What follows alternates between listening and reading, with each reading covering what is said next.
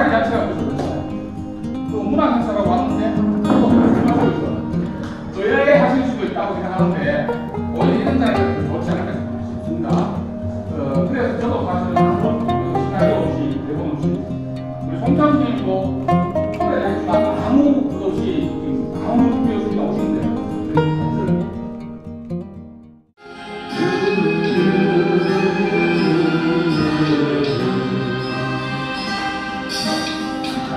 많은 안개서 떨어지는 작은 잎새 하나 그대가 나무라 해도 내가 잎새라 해도 우리들의 사이에 난 것도 관계 없어요. 그대가 나무라 해도 내가 잎새라 해도 봄날 시의 눈빛 되어 시의 가슴이 되어 아름다운 사연을 태우고 또 태웠었네.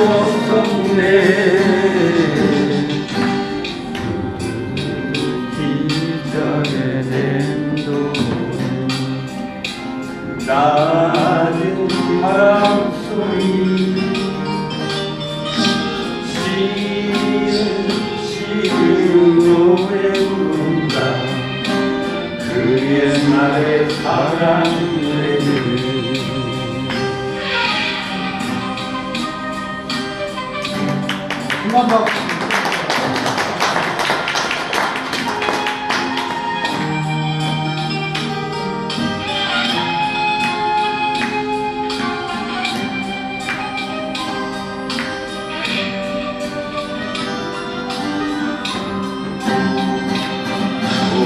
날 시의 눈빛이 되어 시의 가슴이 되어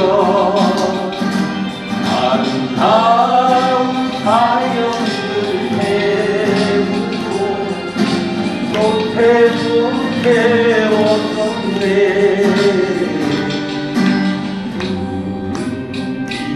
이전에 내려오는 낮은 바람소리 시은 노래 부른다. 그 옛날의 사랑 얘기 그 옛날의 사랑 노래 그 옛날의 사랑 얘기를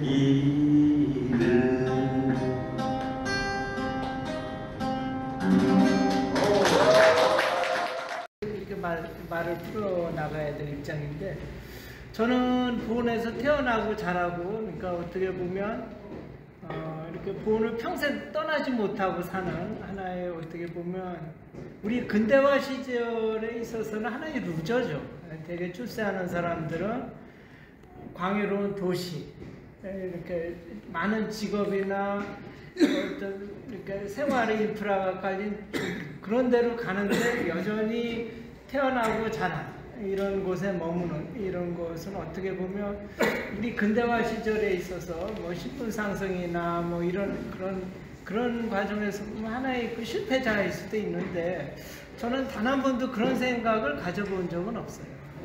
여전히 보은 지역에 적을 두고 태어나고 자란 그런 고향을 사랑하지는 않지만 요즘에야말로 그런 자부심이 생겨요. 저는 보은의 생활인이기도 하고 또 글을 쓰다 보니까 사물이나 세상에 대해서 조금 남다르게 관찰하는 관찰자이기도 하고 또 그것을 글로서 기록하는 기록자이기도 해요.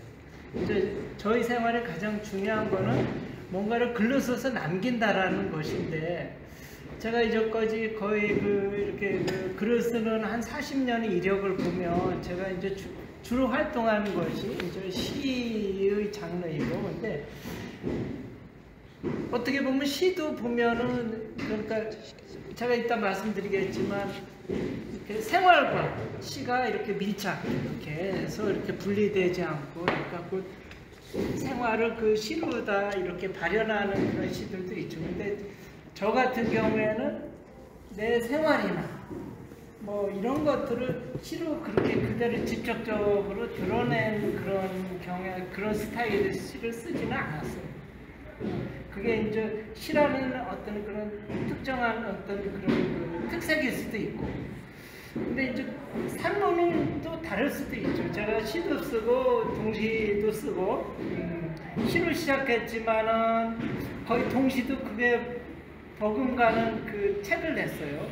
얼마 전에 책을 냈는데 오늘 가져왔으면 싶었는데 이렇게 그것이 이렇게 출판사에 얘기는 했지만 도착하지 않아서 여러분들한테 나누지 못한 것도 있는데, 제가 이제 산문을 쓰면서 그 이제 부분에 대해서 이제 좀 생각을 많이 하게 됐어요. 그래서 산문으로 본 이야기를 쓸 수 있는 것들에 대해서 이제 생각을 하게 된 거예요. 그런 것들도 있죠. 그래서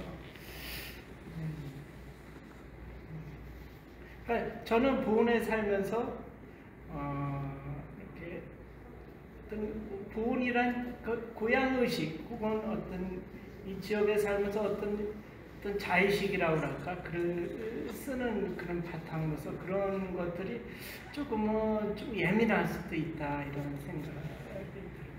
그래서 예, 그렇습니다. 그래서 이렇게 전보다는 40년 이렇게 세월을 보내셨는데, 지금은 말하자면 지역이라는 한계, 옛날에는 뭐 지역이 이제 서울로 가거나 뭐 이게 좀 어렵고 소통하기가 어려웠는데, 지금은 그 지역의 한계가 좀 없어지고 벽이 좀 불편함이 없어지는 그런 부분들은 어떤가요? 옛날하고 지금하고 그런 지역이 가지고 있는 불편함, 그런 지역적인 경계가 많이 흐려졌죠. 그 고향의식이나 연구, 뭐 우리나라는 인맥, 흑맥 이런 거를 따지긴 하지만 자기가 어떤 삶을 도모할 때 뭐 예전처럼 뭐 이런 그 학교 이렇게 연구나 아니면 지역적인 연구를 많이 고려하는 편은 아니죠. 근데 그럼에도 어떤 글을 쓰는 입장에서 어떤 자의식 같은 것이 있어요. 그런 건 분명하게 그런 것들을 또 문학 활동 자체에서는 이런 시골이 훨씬 더 이렇게 영감이나 아니면, 근데 저 같은 경우에는 뭐 이런 보은의 어떤 이런 생활이나 보은 사람들의 면면을 시로 다 반영하는 것은 거의 없어요. 그러니까 제가 시로서 구현하고자, 그러니까 시로서 표현하고자 하는 것들은 조금 더 좀 모호하긴 하지만 좀 생각이 멀리 있었어요. 인간의 근원적인 뭐 이런 뭐 구원 문제나 인간의 삶과 죽음의 문제나 뭐 종교 문제나 아니면 근원적으로 어떤 인간들의 삶에 있어서 부닥치는 부조리나 모순의 문제, 그러니까 그 시라는 양식은 굉장히 주관적인데 그 주관적인 양식 속에서도 저는 그러니까 구체적이고 지금 여기 이 자리의 어떤 삶을 시로서 이렇게 길어 올리는 것이 아니라 좀 더 제가 지향하는 시의 어떤 이렇게 지향점은 조금 더 멀리 있었던 거죠. 그러니까 초점이 조금 멀리 있었다라고 생각이 듭니다. 그게 과연 그러면 우리 현실적인 삶에서 봤을 때 시와 삶이 동떨어져서 모호한 것을 노래한 거냐? 그런 제가 제 시를 봤을 때 그런 것은 아니다. 다만 어떤 삶을 바라봤을 때 동일한 관점인데 다만 그 방향, 그것을 삶이라는 어떤 그런 것을 바라보는 그런 관점의 차이일 뿐이다라고, 뭐 어떤 그 문학에서 또 모더니즘과 리얼리즘이라는 얘기가 있어요. 그래서 창비를 비롯한 그때에서는 그때 8, 90 지난 세기에 있어서는 현실 문제, 노동 문제, 생활 문제, 뭐 이런 그런 남북 분단 문제 이런 것들이 첨예하게 대립될 때였고 그런 것들을 이제 시로서 이렇게 그때 이제 이렇게 시로서 구체화한 시기죠. 근데 그거에 비해서 모더니즘은 이제 근원적으로 그거와 조금 떨어져서 제가 그 이론 잘 모르지만 그러니까 인간의 어떤 그런 문제, 부조리한 문제나 뭐 이런 갈등이나 이런 것들을 직접적으로 그렇게 표현하기보다는 다른 방식으로 이렇게 표현하는 그런 스타일이 있었던 거죠. 근데 제 그 시의 이렇게 경향은 이것도 아니고 저것도 아니었어요. 이것도 아니고 저것도 아니었는데.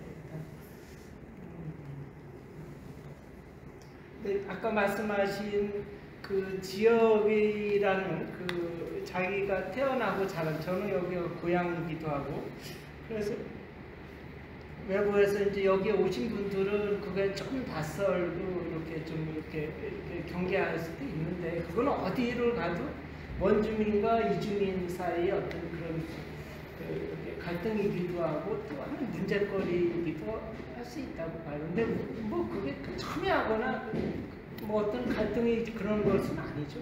하나의 그냥 하나의 그 단순한 어떤 생각의 거리라고 그렇게 되는데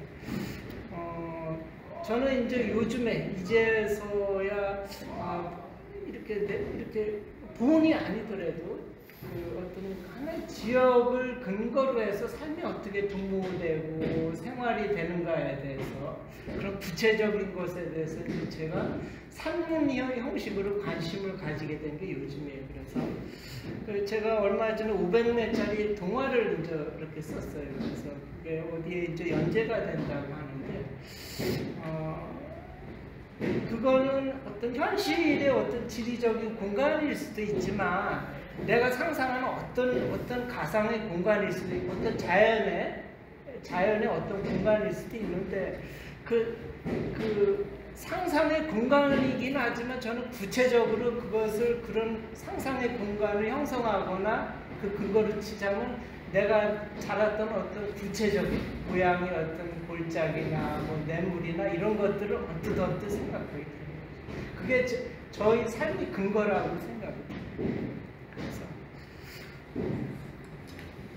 아니 그렇습니다. 됐어요. 제 기록 저 건너뛰고 이렇게.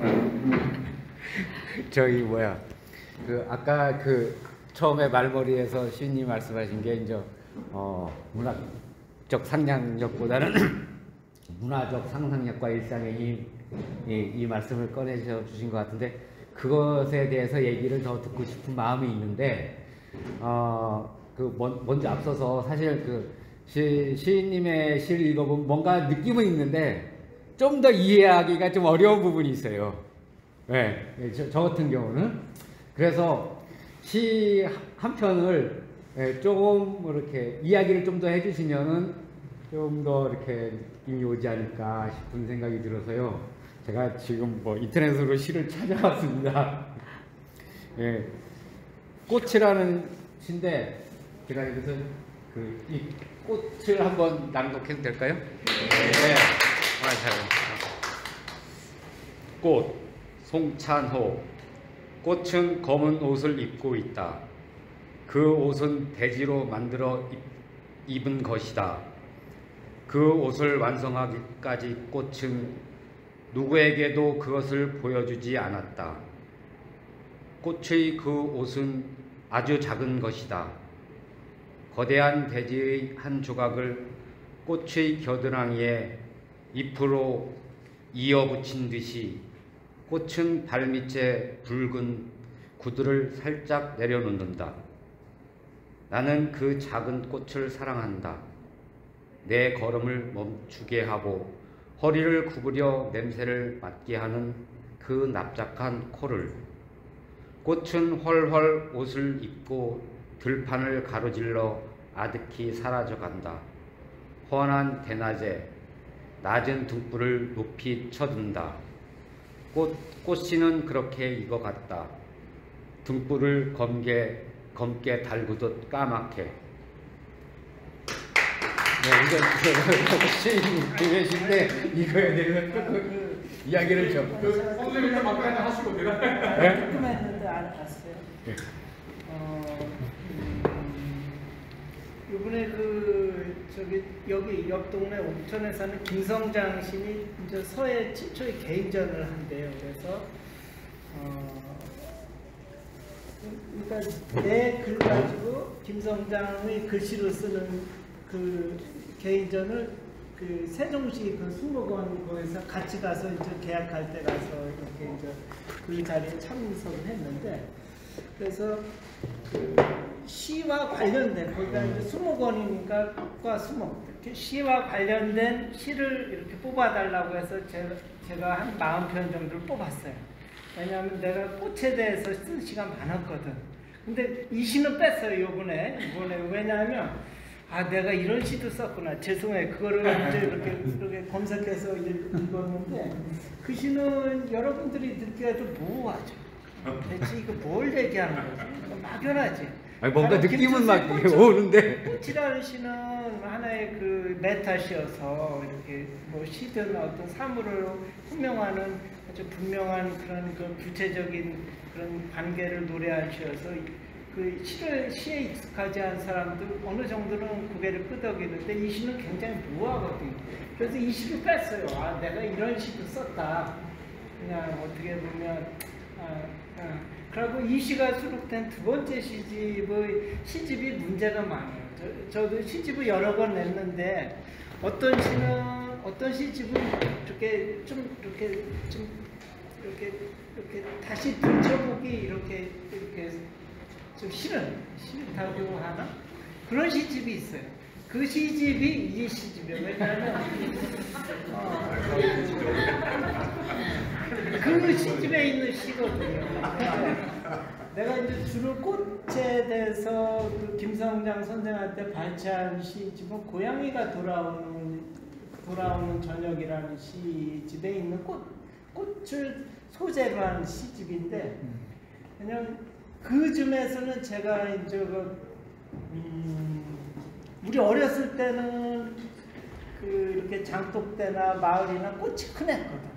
가난하지만은 꽃이 흔했어요, 우리 어렸을 때. 그거 어떻게 보면 찬란한 가난이라고 할 수가 있는데,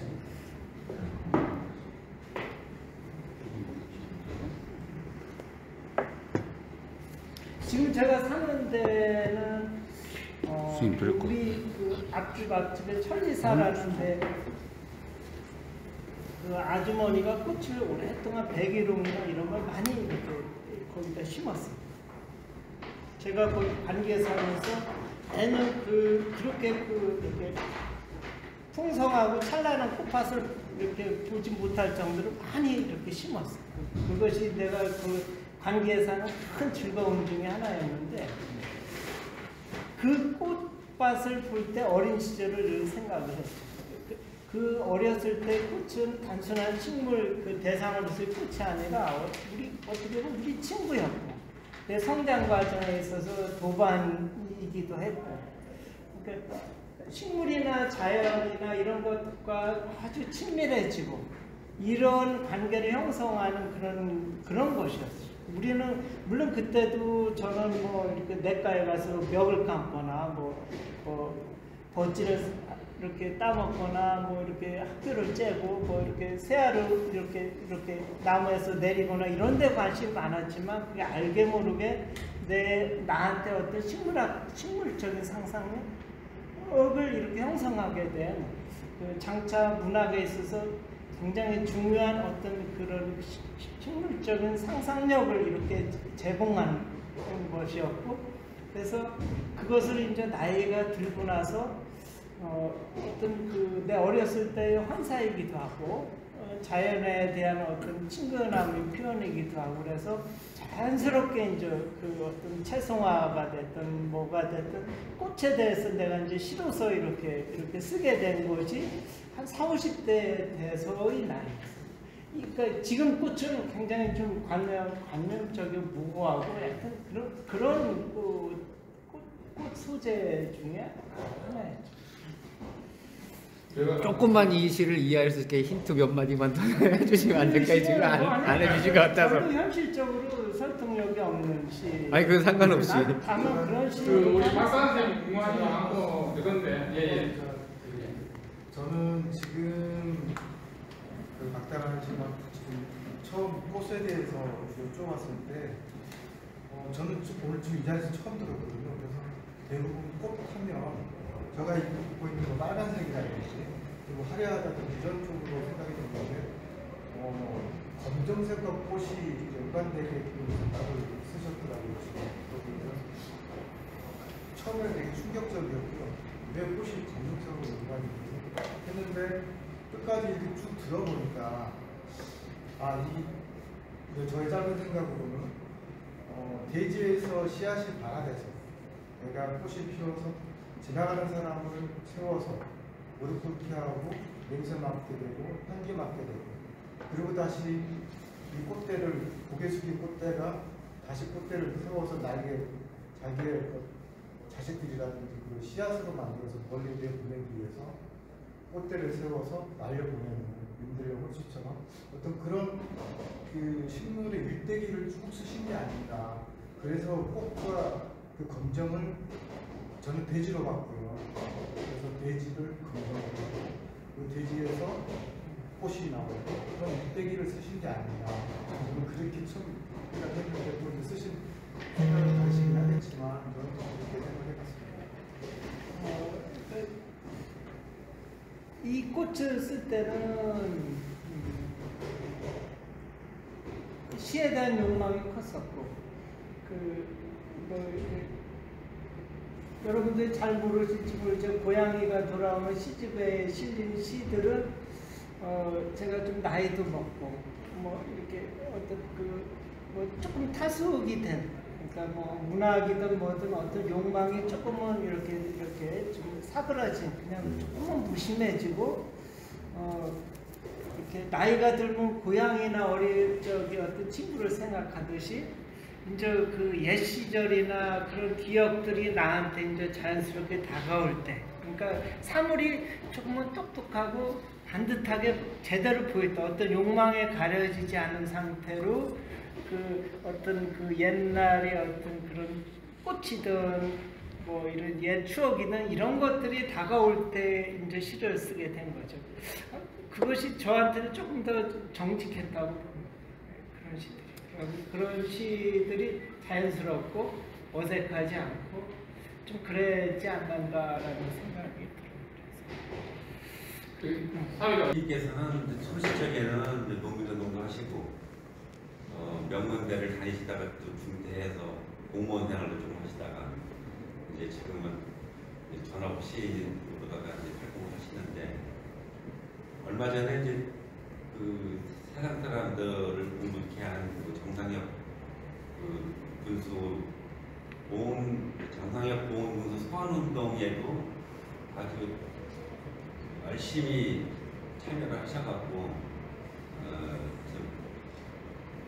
깨어있는 시민으로서 활동을 하셨는데 시민이 보시는 지역사회의 이런 시민운동에 대해서 또 발전적인 또 그리고 또 지향해야 될 그런 생각을 말씀해 주시면 어떻겠습니까? 저는 서명운동이 처음에는 잘 되리라고 생각을 했어요.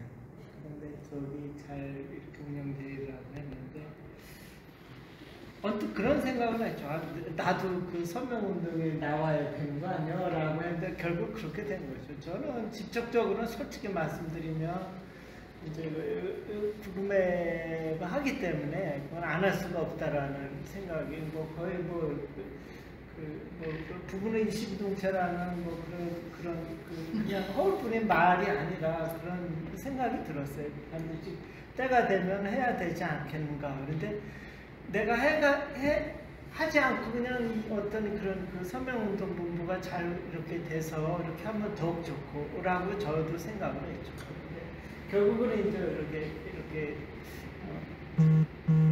여기는 법적으로 할 수가 없고 운전만 하고 그 운전만 딱 해주면 나는 이제 전혀 그 낯선 사람들과 이제 말 문을 두드리고 뭐 이런 과정을 이제 이렇게 진행이 된 거죠. 근데 그거는 뭐 어떤 그 선명운동에 대한 의의나 뭐 이런 대의를 떠나서 같이 사는 사람 입장에서는 누구든 그럴 수밖에 없다라고 생각해요. 제가 아니더라도 저는 그냥 고생각밖에 없어요. 그런데 뭐 보은 지역의 어떤 문화 활동에 있어서는 저는 뭐 그런 생각보다도 이런 자리가 소중하다. 이런 자리가 저는 이렇게 보은에 이렇게 원주민 생활인이면서도 어떤 생각을 가지고 보은에 조금은 보은에 대해서 기록자로서 뭐 이런 그 이렇게 조금 더 관찰자를 생각하는 부분도 있죠. 기본적으로는 보은 사람이고 이렇게 보은 국민의 한 사람이고 그러면서도 이제 지역에 대한 어떤 자의식 같은 것들이 있죠. 이 자의식이 절대 배타적인 것은 아니에요. 지금은 아까 저기 말씀하셨지만 지역 경계가 없잖아요. 그렇죠? 그런 것들이 무모하고 그래서 어떻게 특히 여기에 이렇게 그 다른 지역에서 오신 분들이라면 오히려 고맙고 그래서 특히 이런 자리가 필요하지 않나. 선생님들이 여기 오셔서 보은에 대해서 알고 보은 사람들과 조금 더 진지하고 진정성을 있게 얘기할 수 있는 자리가 바로 이런 자리, 보은 민예총의 자리라고 생각이 듭니다. 그리고 이런 자리야말로 보은의 문화나 시민운동이나 보은의 역사나 이런 데 대해서 조금 더 관심이나 자의식이나 어떤 책임감을 가지고 있는 보은을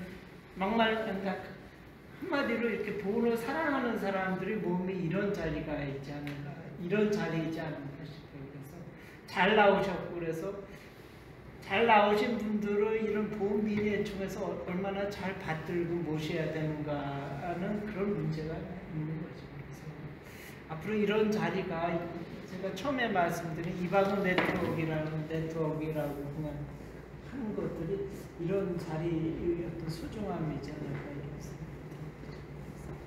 혹시 구금의 선생님을 드릴 시가 있을까요? 없어요. 거의 하는 편지도 안 쓴 것 같습니다. 저희 궁금해서 지금 얘기가 나와서 질문이 하나 있는데 저는 제 둘레 많은 분은 아니지만 시인이라는 분들을 몇 분 아는데 그들의 생활과 그들을 보다 보면 모든 예술가들이 그러니까 시인이 전국에 수십만이래요.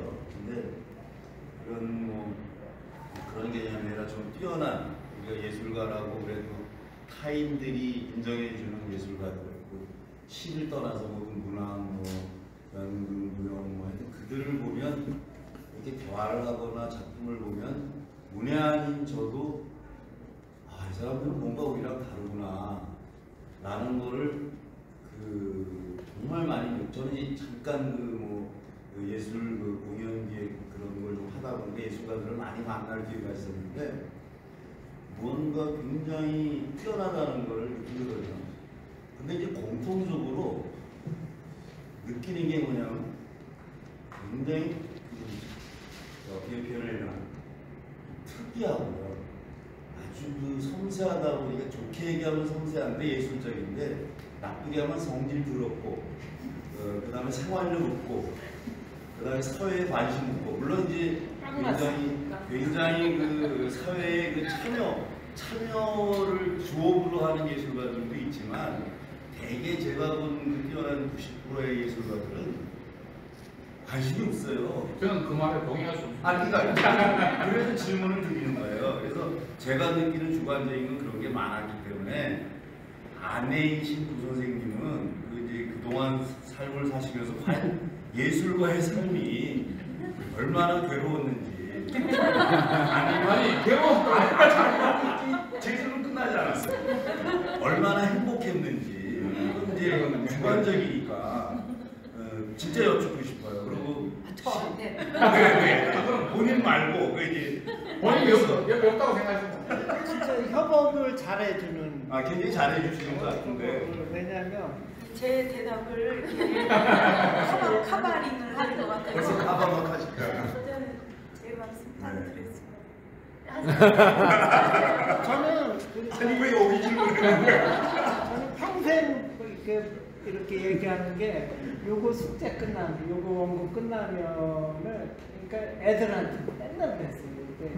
근데 그 얘기라면 그 언제 평생 그냥 그런 얘기를 해줘. 끝없이 되풀이 되는 것이었어요. 다행스럽게 저한테는 뭐 원고든 뭐든 그 일할 거리가 좀 끊이지 않았다라는 거. 왜 생활력이 있으신 거? 아니 그 생활과 상관없어요. 별로 돈이 되는 건 아니지만 끊임없이 이렇게 일할 거리가 있었다라는 거. 요번 최근 어제 오늘만 하더라도 특히 이제 제가 왼쪽 눈이 특히 요즘에 안 좋아져서 숙제를 하는데 한 사흘간 72시간을 거의 잠을 못 잤어요. 이 나이에 64세인데도 근데 내가 왜 이렇게 체력을 이렇게 마구 쓰지라고 했는데 그런 거 있는 것 같아요. 근데 나한테 뭔가 삶의 동력을 이렇게 그러니까 체력이나 건강을 따지지 않고 뭔가 할 거리를 주는 무언가가 있는 거예요. 거기에 제가 매달리는 거죠. 그래서 그러면서 제 일을 해요, 숙제를. 근데 제가 쓰던 노트북이 다 망가져가지고 새로운 노트북을 하나 써서 쓰는데 그걸 사용을 하고 이제 학교의 노트북을 아직 반납하지 않는 노트북을 가지고 와서 제가 이제 그걸 다 A4용지로 해가지고 하면은 그거를 이제 이렇게 정리하는 것을 최근에 아직 한 반 정도 했어요. 반 정도. 원래는 제가 이렇게 신문사를 하는 게 시파트, 동시파트였는데, 동시를 했는데, 다시 그거를 열어보니, 동화가 한 59편. 59편인 줄 알았던 2편이에요. 중단편에서. 그러면 곱하기 2 하면은 120편 정도가 되고, 장편 동화가 39편입니다. 이거를 읽어야 돼요. 이걸 읽고, 그거에다 평가를 내려가지고, 이제 A, B, C, D를 나눠야 되는 그것도 정해진 시간에. 근데 그것이 계속 겹쳤어요. 그래서 이럴 때는 이제 협업을 하는 거예요. 내가 이제 그걸 딱 해놓으면 그걸 이제 그 평가서에 이렇게 쳐넣는 거를. 이럴 때는 진짜 고마워요. 아 진짜로. 근데 뭐 진짜 고마워. 오늘 말씀하시죠. 이제 뭐 미리 커버링을 그럼 90년에 같이 살게 됐죠. 어쩌다 보니 이제 한 30몇 년째 같이는 살고 있어요. 근데 이제 저는 처음부터 이 양반이 글을 쓰는 사람이라는 것에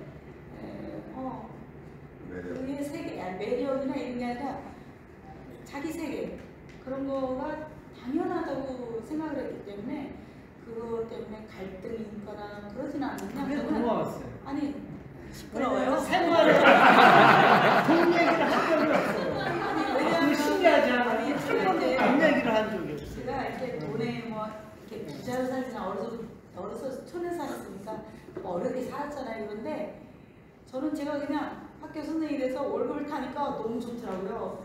제가 사실 처음에 교사가 83년도 됐을 때 제 꿈이 월급의 10분의 1을 책을 사서 읽자. 그래서 막 학교에 막 외파는 데도 무지만이 왔죠. 문학 잡지 이런 걸 막 잔뜩 사다 놓고 평소 못 읽는 방학 때 베개로 이렇게 싸놓고 싹 읽는 이런 게 이제 제 삶의 일부이고 그랬어요. 그러다가 어찌어찌 이제 만나서 살게 되는 과정에 그런 부분은 제가 딱 공감을 해요. 나는 학교에 나와서 제 직업이 있으니까 글을 하는 것처럼 그 사람은 자기 세계가 있으면 그 글을 열심히 할 수 있는 그거는 게으르지 않게 제가 뭐 이렇게 하면은 요거 끝나고 해줄게 맨날 이렇게 말하는 거를 아마도 이렇게 부고짝이 들어가는 전날까지 그 말을 할 거다 제가 그 얘기를 하는데 저는 그게 뭐 현실적인 삶이고 그래서 아까 말씀하신 것처럼 예술을 하는 사람들이 좀 성질이 더럽고 깨끗하고 이런 부분들은 그렇기 때문에 저는 글을 쓰거나 예술 활동을 할 수 있다라고 생각을 해요. 근데 그거를 뭐 제가 공격의 대상으로 삼거나 뭐 이러려면 제가 뭐 중간에 그만뒀겠죠. 뭘로 이거를 구질구질하게 같이 살겠어요, 그죠? 근데 이제 현실적으로는 또 제가 이제 몸이 또 이제 나이 먹게 딸리고 그러니까 어떨 때는 좀 이럴 때는 이렇게 좀 해줬으면 좋겠다라는 거는 마음으로 먹지만 이렇게 돌아보면 맨날 막 컴퓨터 앞에서 눈이 빠지게 하는 걸 보면 이건 세계가 다르구나. 인정해주는 거 이거가 저희가 살아오는 그 삶의 가장 중요한 포인트가 아닌가 이런 생각이 듭니다. 크게 기대도 안 하지만 그 기대를 또 항상 자기 스스로가 잘 만들어 가기 때문에 저는 뭐 크게 이제 제가 좀 미안한 게 사실 주민소한테 제가 이제 이걸 못하니까 이제 저에 의해서 이렇게 거의 뭐 이렇게 이제 거리로 나온 것인데 생각보다 열심히 해줘서 되게 고맙다라고. 저부터 충성했어요. 제가 앞으로 다시 또 토론 이어가겠습니다. 산골 세탁소 서성수. 어제는 노루가 빨랫감을 잔뜩 들고 다녀갔지. 바지는 기장 줄여달라고 하고 울 스웨트는 손빨래를 하고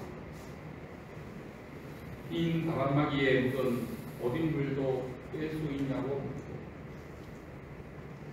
하얀 털 보송보송한 웅둥이 흔들며 돌아가고 나니 비목나무 잎 향기가 한참 동안 나는데 벤젠 기름 냄새보다야 건강하고 탁월한 세정효과 기대해도 되겠다. 각제목 가로 걸치고 지붕 올린 처마 밑에 우도지랑 바지를 걸어놓으니 멀리 산 능선 짙은 녹음에 모두 초록물이 드는 건 아닌지 돈벌이가 될까 모두들 염려했지만 까마귀도 한 번씩 외투를 맡기고 옷소리 너구리도 묵은 때 빼달라고 외출복 가고 단박꽃 꽃무늬 드레스 입고 작은 결혼식을 준비하니 순도 99% 맑은 바람 속 깊은 치다가 세탁기 안에서 몇 바퀴 돌아가고 나면 단골 손님이 만족하는 상큼한 새옷 냄새가 되살아난다. 달콤한 소문의 문전성식을 이루는데 잠을 깨고 보니 어젯밤 세탁기에 넣어 밤사이 다 돌아간 빨랫감이 마른 햇살에 널어달라고 야단이다. 이상입니다. 원래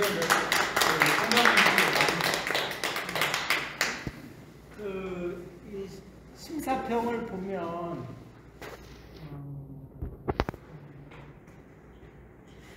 보기 드물게 이 시인은 시와 삶이 일치된 그런 시적 상상력을 갖추고 있다. 그러니까 막연히 제가 그 꽃에 대해서 관념적으로 해석하거나 그 생각한 것이 아니라 서성수 시인 같은 경우는 자기 진실한 삶의 체험에서 그 만수리 그 골짜기에서 자연과 벗하며 버섯이나 이런 산나물을 채취하면서 실지 그런 삶에서 길어올린 그런 상상력으로 시를 썼다라고 이제 이렇게 심사평에 나와 있습니다. 앞으로도 그럴 것 같아요. 그 다음에 또 하나는 서성수 시인이 이렇게 그 시 속에 이렇게 사용하는 말들이 굉장히 좀 활달해요. 이렇게 트였다고나 할까? 거침이 없다고 이렇게 하는 그런 것들도 어떻게 보면 시인과 시는 일치하지 않는다고 생각할 수도 있는데 서성수 시인이 어떤 그런 뭔가 그 외모에서 풍기는 어떤 그런 활달함이 곧 어떤 시로서도 그렇게 구현되는 것이지 않나라는 생각이 드는 거죠. 이번에 그 보험민예총에서 이렇게 보험민예총 이렇게 지휘장이기도 하고 또 시인으로 등단을 해서 보험민예총에 큰 힘이 되지 않을까 이런 생각입니다.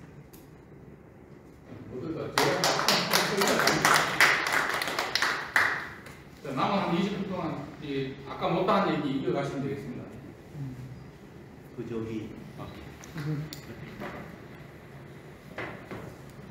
사각 방중의 그 기억을 가지고 있는 초록토끼하고 둥근 불의 추억을 가지고 있는 하얀 토끼하고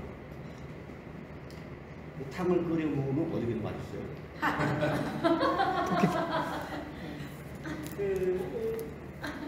그 사각형의 기압을 갖고 있다가 제가 20대 때 쓴 시예요. 그래서 그 어떻게 뭐 그 말 우리가 쓰는 말 그러니까 뭐 이 삶이라는 것은 뭐 온갖 것들도 다 구성되어 있죠. 그런데 결국은 그것을 기록하거나 생각하는 것들은 언어 혹은 기호로이죠.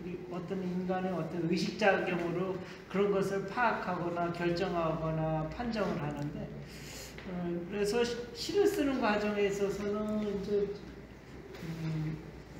그 말이 그러니까 시의 수단이 되는 언어에 대해서 조금은 이제 좀 검증을 해야 된다고 할까? 자기 나름대로 그 언어에 대한 감각, 자기 나름의 언어를 갖춘다는 것을 생각을 해야 되겠죠. 그래서 여하튼 그랬어요. 그래서 그 첫 시집에 있어서는 그 말을 이렇게 그 기호로서 말을 이렇게 하는 그 가령 그 꽃 아니면 이런 컵이라는 그러니까 모든 사물이나 대상은 각자 고유한 이름을 가지고 있는데 그러니까 우리가 실질적으로 보면서 이거 컵 이런 것들도 느낄 수 있지만 그 우리가 그냥 이런 것을 보지 않더라도 컵 하면은 컵이 어떤 용도로 쓰는가를 알 수 있죠. 물론 이제 컵의 종류는 종이컵도 있고 사기나 머물컵도 있고 유리컵도 다양하지만, 그러니까 우리 삶에 있어서 생활의 편리를 위해서 그 모든 사물의 이름을 다 이렇게 만들어 줬거든요. 부여를 했어요. 근데 시에서는 그러니까 만들어진 이름이 필요한 게 아니라 그걸 어떻게 새롭게 불러내느냐의 문제예요. 그걸 호명한다고 하는데 그런 과정의 그 인식 문제를 쓴 거예요. 그리고 가령 초록토끼라고 했을 때 뭐 흰 토끼나 검은 토끼나 그 중간에 갈색 토끼나 얼룩 토끼는 있을 수 있어도 초록 토끼는 없죠. 초록 토끼는 뭐 그 염색을 하거나 뭐 돌연변이가 아니라면 초록 토끼나 노랑 토끼 뭐 이런 빨간 토끼는 없죠. 초록 토끼는 이제 제가 이제 동시에서 이렇게 초록 토끼를 썼는데 일단은 사과나무에 사과가 이렇게 주로 이렇게 열렸다라고 하면은 그건 당연한 상식이지만 사과나무에 배가 열렸다 하면은 그거는 상식이 오류일 테고, 뭐 사과나무에 뭐 부두가 열렸다, 사과나무에 자동차가 열렸다라고 하면은 그거는 상식이 오류일 수도 있지만은 사람들이 호기심을 갖죠. 사과나무에 배가 열렸다고 하는 건 당연히 그건 틀린 얘기지만 사과나무에 자동차나 구두가 열렸다고 하면 사람들이 혹시 뭐지? 이라고 어떤 그런 호기심을 갖는다는 거죠. 그러니까 문학에서는 그게 필요해요. 그러니까 익숙한 생각이나 그런 것들을 좀 바꿔주는 거. 그러니까 사과나무, 그러니까 초록토끼를 만났다고 하면 세상에 초록토끼는 없는데 왜 만났다고 하는 거지? 토끼가 있나라고 생각하는 게 이제 사람의 심리나 상상력이기 때문에 그 문학에서는 이제 그런 걸 낯설게 하대요. 사물을 뒤집고 정복시키는 일상적인 우리가 관습적으로 인식하는 것, 생각하고 관찰하는 것을 좀 이렇게 바꿔보는 거라는 거죠. 그런 거죠. 문제는 어느 게 더 맛있는가라는 질문을 했었는데 그거는 문학적 상상력하고 일상하고의 어떤 그 부딪힘, 모순 혹은 뭐 결합 그거의 문제거든요. 수록토끼와 하얀 토끼, 정상 토끼와 수록토끼의 상상력이잖아요, 그죠? 그거가 우리 일상의 힘. 제목이 오늘 총 제목이 저거지 않습니까? 일상의 힘은 뭐 맛있는 거 먹는 거 예를 들면 그런 것들과 연결되는 거잖아요. 그래서 어떤 그런 상상력과 일상과의 관계, 저는 그걸 그거 잠깐 제가 좀 홍장님 좀 더 말씀하셔도 됩니다. 제가 왜 말씀드린 거냐면 이 제목을 이제 제가 붙였거든요. 처음에 이제 우리 선생님이 이제 문학과 일상이라는 그런 제가 조금 더 붙인 거죠. 문학적 상상력과 일상이라는 지금 선생님처럼 그렇게 생각할 수도 있고요, 당연히. 저는 어떤 의도로 이제 했냐면 시라든가 뭐 다른 문학 작품이 이제 문학적 상상력으로 해서 만들어진 작품이시고요. 그 시가 그 작가에게나 혹은 우리 독자에게 어떤 힘이 될 수 있을까? 예를 들면 뭐 위안이 될 수 있는지 이런 의미로 이제 제가 이제 붙인 거거든요. 그래서 이제 문학적 상상력에 의해서 일어날 수 있는 예. 그러니까 예를 들면 이제 문학적 상상력을 가지고 쓴 시를 우리가 독자가 읽었을 때 그게 우리한테 어떤 일상의 힘이 되줄 수 있을까? 제가 이제 이런 경험을 한 적이 있거든요. 우리 집에 놀러 온 손님한테 이제 제가 쓴 시를 몇 편 들려드렸는데 어떤 분이 우시는 거예요. 저는 그런 경험이 처음이었는데 아마 제 시가 굉장히 공감이 됐나 봐요. 그랬을 때 이제 제가 느낀 건데 그게 이제 어떤 시가 가지고 힘일 수 있겠다 이런 경험이 있어서 그런 의미로 이제 제가 붙인 겁니다. 홍장님도 다른 의미로 생각하시는지 모르겠는데 제가 그런 의미로 이제 저도 공감합니다. 미당 서정주의 저기 국가협회서를 보면 그게 어떻게 보면 나이 들어감, 어떤 빛나는 청춘이나 시절이 지나고 나서의 시간의 아쉬움, 지난 시절에 대한 휘황 이런 것들을 그 시에서 느낄 수 있는데 단순히 그것이 아니라 그 시를 그러니까 그 미당의 그 국가협회서를 보면 우리처럼 맨날 시를 아주 주차사자 읽는 사람, 훈련된 독자가 아니더라도 일반인들도 공감을 하거든요. 그러니까 그 시는 그러니까 말하자면 훈련된 독자든 아니면 시에 대해서 낯설어하고 훈련되지 않은 독자든 그러니까 아마추어든 그러니까 시와 가까이 하지 않는 사람들도 어떻게 보면 뭔가 와닿는 게 있어요. 그러니까 집으로 보면 아까 박 선생이 읽은 그 꽃이라는 시는 문이 하나 폐쇄적인 아주 그 폐쇄적인 그냥 단순한 문 출입구만 하나 나 있는 시라면 미당의 그 국가협회에서는 여러 개의 출구를 갖고 있는 시라고 생각을 할 수 있는 거죠. 그러니까 시라는 것은 단순히 읽어서 공감하는 것이 아니라 자기 경험과 만나요. 자기 삶의 휴안과 특히 그 시를 읽을 때 옛날 아련한 어떤 그 첫사랑 아니면 만나고 싶은 어떤 사람 그러니까 지나간 시절에 대해서 휘안을 느끼는 사람들 응? 그때 이루지 못한 어떤 사랑이 됐든 어떤 일이 됐든 뭔가 이렇게 보고 싶은 사람이든 뭔가 그런 휘안을 갖추고 있는 사람들이 그 시를 읽으면 탁 그게 공감이 돼요. 그만큼 국가협회에서는 어떤 사람들이 어떤 방향에서 그 시를 읽어내도 공감할 수 있는 부분이 많아. 그런 시가 훌륭한 시거든요.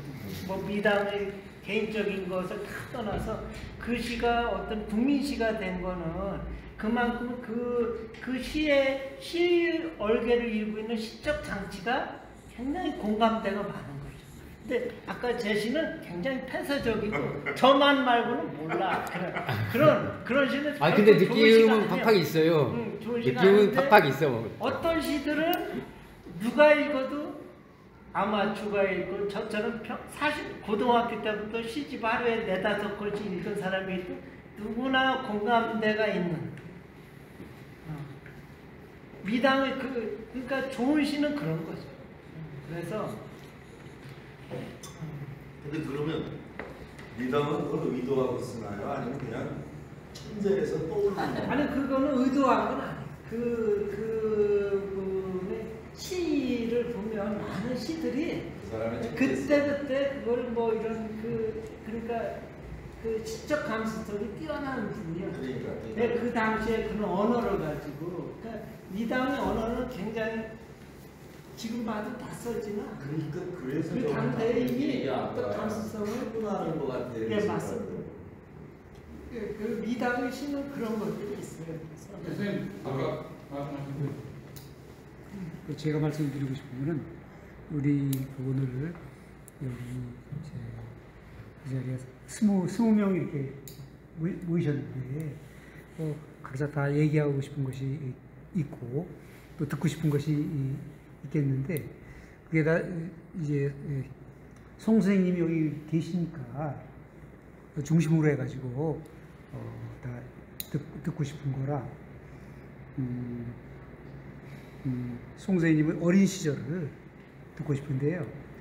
이제 원래 고향이 여기시고 그 내부 지뢰 동네 옆에 그 저금이라고 이렇게 하셨는데 그런 초등학교 시절, 초등학교 들어가기 전의 시절, 초등학교, 그 다음에 중학교, 고등학교, 대학 이렇게 다니시면서 시를 계속 이렇게 쓰시는데 초등학교 때도 글을 잘 쓰셨다는 이런 담임 선생님이나 누구 칭찬이 많이 있으셨을 것 같은데 어느 때부터 나 이렇게 글을 써야지 되겠네, 글을 쓰고 싶어, 시를 쓰고 싶어 이런 생각이 들었는지 그런 걸 묻고 싶고요. 우리 사람들은 종종 아주 큰 사람, 또 특별한 사람들, 아주 귀한 사람들을 옆에 두고 있어도 그걸 잊어버리는 경우가 많고 그런데 저는 이제 그 국어 선생을 37년을 했지만 이렇게 그 송선생님 같은 이런 분을 한 번도 뵌 적이 없어요. 그래서 혹시 영화 배우 브래드 피트 아시죠? 그분이 그 주연한 영화 중에 티베트에서의 7년이라는 영화 있어요. 아시죠? 그 영화에 이제 그 주인공이 산을 가고 싶어 해요. 엄청 가고 싶어 하는데 다른 사람들이 말리고 험하다고 그러죠. 그때 이제 그 입산 허가가 나와가지고 간다 그럴 때 부인이 아이가 있었어요. 그래가지고 어딜 가느냐고 했을 때 히말라야라잖아. 히말라야. 내가 지금까지 그거 가고 싶었는데 거길 가고 싶은데 못 가게 하면 되냐고. 그게 평생의 꿈인데. 이러면서 이제 산을 가거든요. 그런 영화 막 아실 거예요.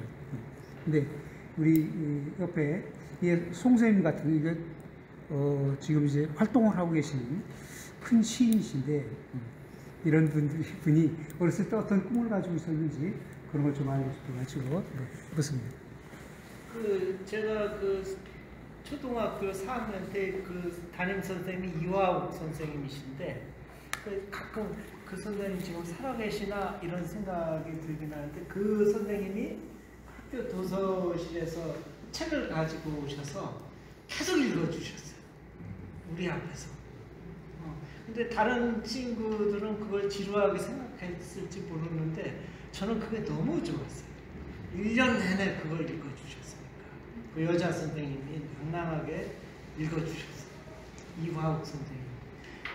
제 삶에 있어서 그게 가장 큰 인상이 남고 물론 이제 그 선생님이 읽어주신 보물섬 삼총사 이걸 하루에 일체를 다 읽을 수가 없으니까 좀 부분해서 읽어주셨는데 그것이 가장 인상에 남았고 또 그 내북초등학교 지금 폐교된 지금의 그 잘 지어진 그 내북면에 있는 그 초등학교가 아니라 그 옛날 거기에 이렇게 그 도서관이 있었는데 저는 거기서 책 빌려 읽는 것이 굉장히 참 좋았어요.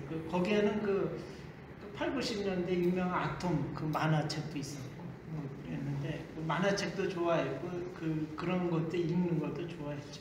진짜 그것이 제 문학의 길로 들어서는데 큰 영향을 끼쳤지 않는가 싶어요. 그러고 되게 이제 그 잡지에 보면 너는 어떻게 글을 쓰게 됐는가라는 그런 것들이 많아요. 그 산문을 쓰면 어떻게 자기한테 문학적 영향이 크거나 왜 당신은 어떻게 해서 이렇게 글을 쓰게 됐지? 라고 이렇게 그런 지면이 많아요. 저도 언뜻 저도 슬쩍슬쩍 제 이력을 들추기도 하는데 거기에는 보면 어렸을 때 문학적 상상력이나 재능이 뛰어나서 글을 쓴 사람은 거의 없어요. 되게 어렸을 때 책을 가까이 하고 아까 말씀하신 것처럼 어떤 선생님의 강화에서 그 책을 읽어주신 그런 것들에 의해서 그 책을 좋아하게 되고 그래서 책을 읽다 보니 글 쓰는 거에도 관심을 갖게 되고 해서 차츰차츰 글을 쓰는 길로 들어서게 된 경우가 거의 90%가 넘죠. 그러니까 문학적인 상상력이나 그거 천부적이라고 하는데 하늘로부터 받은 재능, 뭐 미당이나 뭐 이런 몇몇 사람들은 그거에 해당되는데 저같이 그냥 간신히 하는 노력파의 관점에서는 말하자면 후천적인 그런 환경이 매우 중요한 거죠. 그래서 대부분은 책을 좋아하고 주위에 책을 읽을 수 있는 환경이 조성된 친구들이 결국 글을 쓰게 돼요. 그래서 그런 것들을 얘기해요.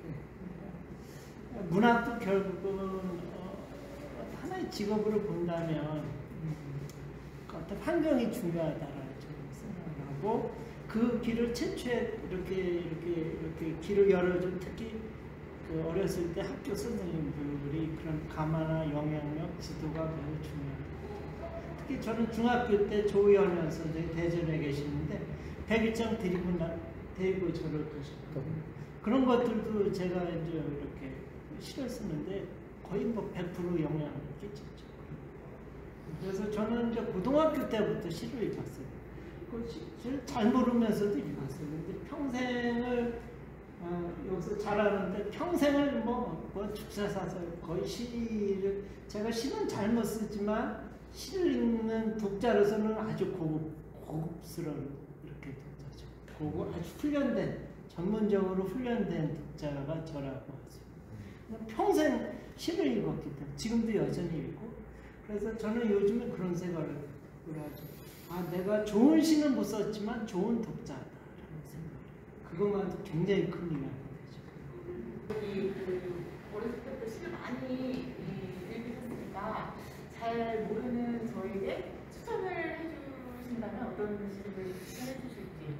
글쎄요, 뭐 좋은 시집이 너무 많아요. 제가 이제 습작을 하면서 그러니까 지대한 영향을 끼친 시집도 있고, 그거는 이제 제가 이 시인이라는 직업의 길로 들어서는 지침서가 되기도 했고, 일반 독자들이 생각하는 그런 또 시집도 있죠. 근데 그거는 뭐 그렇게 뭐 글쎄요, 그냥 그러니까 시인들이 대표작을 뽑아서 선집해 놓은 것도 있고 또 그런데 그래서 딱히 왜냐면 요즘에는 그 시집이 워낙 많이 이렇게 이저까지 많이 쏟아져 나왔기 때문에 그냥 아무거나 집어들어도 괜찮지 않을까, 상급성이 있지 않을까라는 생각이. 제가 자꾸 사회자가 개인에서 죄송합니다. 잠깐만요.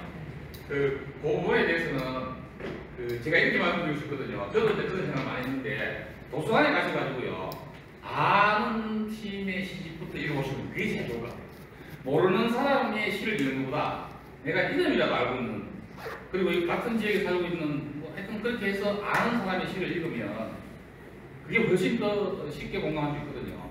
이제 오늘 뭐 송영수님 아시고 이랬으니까 혹시 이제 하면 안도현 시의 시도 좋고, 그거는 아주 직접적으로 삶의 위안이 되는 시들이죠. 안도현 시는 그런 시는 좋죠. 그러니까 안도현 시는 거의 대부분의 시를 좋은 시를 썼고 좋죠.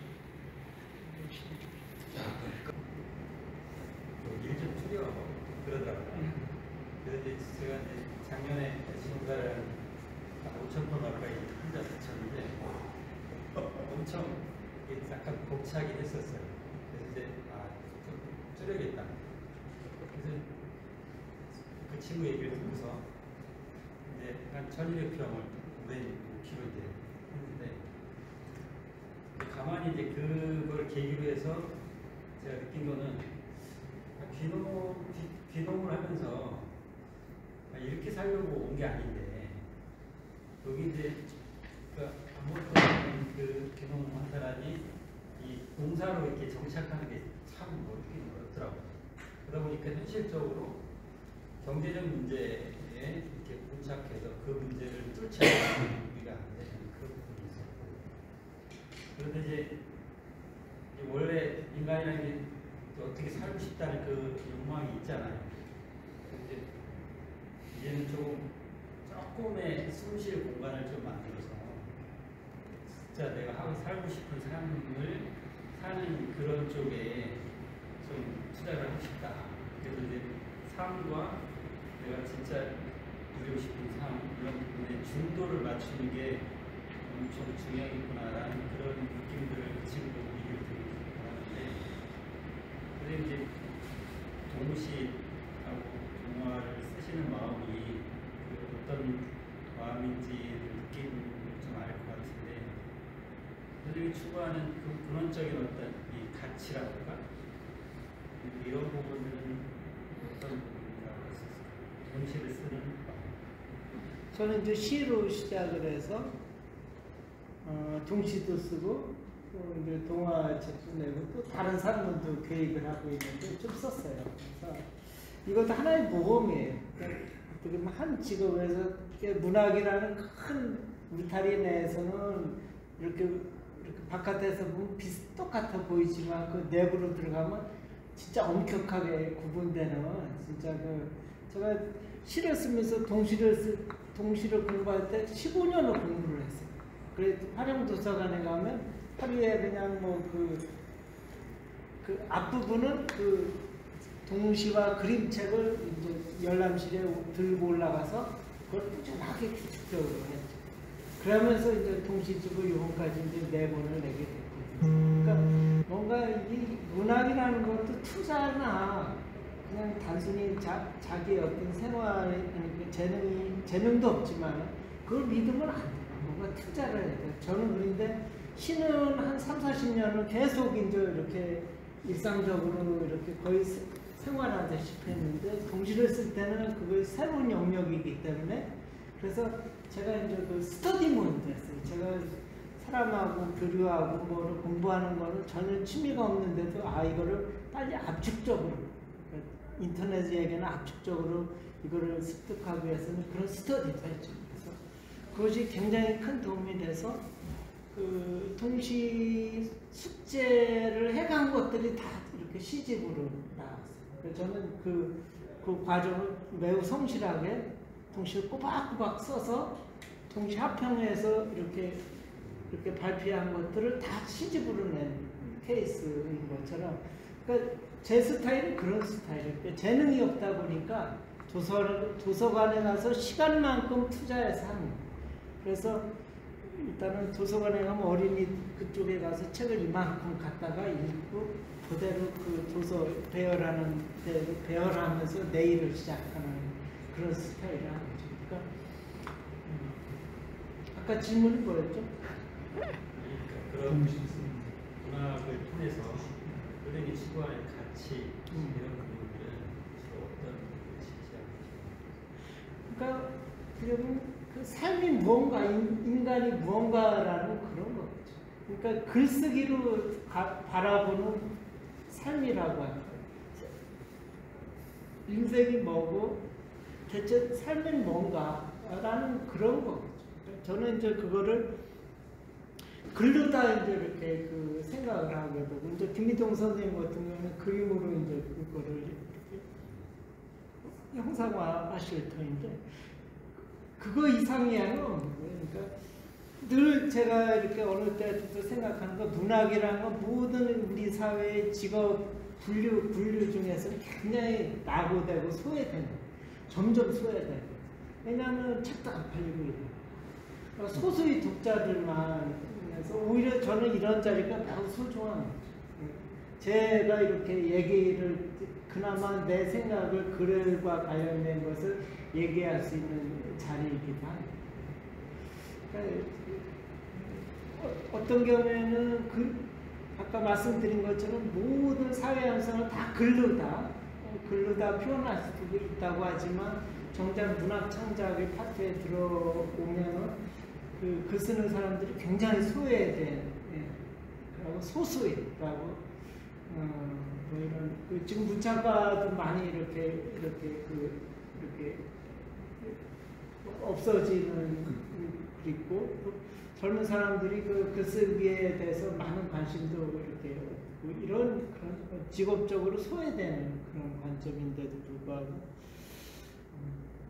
그럼에도 저는 글을 통해서 뭐라 그럴까 사는 게 뭔가라는 그런 것에 그 고리타분한 그런 파도에 집착하고 있다는 게 어떻게 보면 좀 행복하고